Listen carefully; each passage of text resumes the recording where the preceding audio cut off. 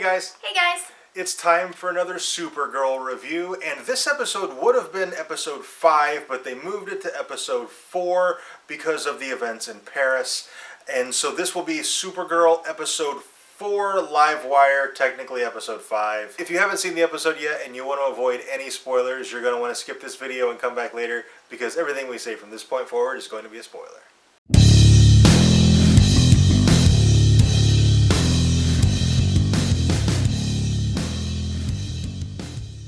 It seems like in what would have been episode 4, that Kat and Kara maybe might have bonded a little bit in that episode. Yeah, because there was too much of a bond in this episode for something previous to not have happened. Yeah, they seemed a little closer in this episode, so I think something might have happened in the one that did not air. But moving on to this episode, which we'll just call episode 4 for the purposes of this video. What I really loved is Kara saves a helicopter, very much like what Superman did in Superman the movie. They've done another parallel here, which I thought was really, really cool, because they did the same thing in the first episode when she saved the plane, paralleling Superman the movie. They did that again. And she saves the helicopter, and thus we get Leslie Willis turning into Livewire. Yeah, and it's because Kara was struck by electricity, so or struck by lightning, which I guess technically is, whatever. But anyway, so the lightning goes through Kara and picks up her alien DNA and turns Leslie into Livewire, and basically she is just energy that is able to solidify into a body. Livewire was actually created for the Superman animated series, and I always really enjoyed her in that, and I really liked the live-action version. This is the first ever time we've ever seen a live-action Livewire. Yeah, she was pretty cool. Yeah, I really like the lightning whips. Oh, yeah, the lightning whips were incredible. Yeah, lightning was really cool. It was a really cool effect, and it was I just thought it was really neat. Another great thing in this episode is Kat, who up to this point has been relatively one-dimensional, showed a lot more depth of character in this episode, which was really, really great. We finally get an explanation for why she's so hard on Supergirl. That's how she was raised. Her mom always pushed her and pushed her and pushed her. So that's the only way she knows how to show affection. She loves Supergirl. Like, Supergirl is her child, her journalistic child. She even mentions that she didn't push Leslie enough, so her turning into Livewire was her fault because she didn't push her.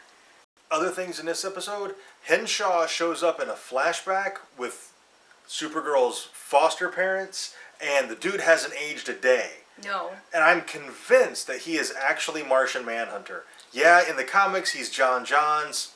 Henshaw is Martian Manhunter. I'm 100% convinced. And what's really cool, though, is it seems like we're going to have 2 ongoing arcs. We're going to have the Supergirl versus her aunt arc, but then also how corrupt exactly, or is Henshaw corrupt at all? What is going on with the DEO? There's something going on there. So we're going to have 2 ongoing arcs, which is going to be really interesting. So let's go back to Kat for a minute. Pretty sure she knows that Kara is Supergirl. I kind of got that feeling too when she sent Kara down the 20 floors to get gives security. her excuses to leave when Supergirl is needed. Yeah, like he said, she go down to level 20 and get security. She says it twice, level 20 to get or go down 20 level or whatever. So, she says it twice, and then also when she wants an interview with Supergirl, she prefaces that by saying, "Why don't you go home to your family?" And by the by, it'd be really nice to talk to Supergirl. I'm sure the FBI can get a hold of her for me. Like, it just seems like she knows. I think if she doesn't know, she has her suspicions. Yeah, like maybe she's not sure enough to call her out on it, but she's definitely taking more interest in Kara, and the more interest she takes in Kara, the more she's going to be able to recognize her as Supergirl, because that was one of the things, like, she's not noticeable because she's invisible to Kat, but she's starting to not be invisible to Kat. So she even mentions at the end of the episode that she's like, I'm gonna have to spend more time getting to know you, Kara. And I'm like, oh man, is that like her telling her that she knows she's Supergirl? or is she genuinely interested in getting to know Kara as a person? Or I don't know. That was a really interesting exchange because it could be read on like 3 or 4 different levels. It was really really cool. That's the best kind of dialogue, is dialogue that can mean multiple things. Like, and Kat's character is fantastic at it. Like, she's every time she says something, you never know exactly what she means. Okay, I think that's pretty much it for this review. If we missed anything, if we got anything wrong, or if there's anything you think we should have talked about that we didn't, let us know down in the comments and we can discuss it.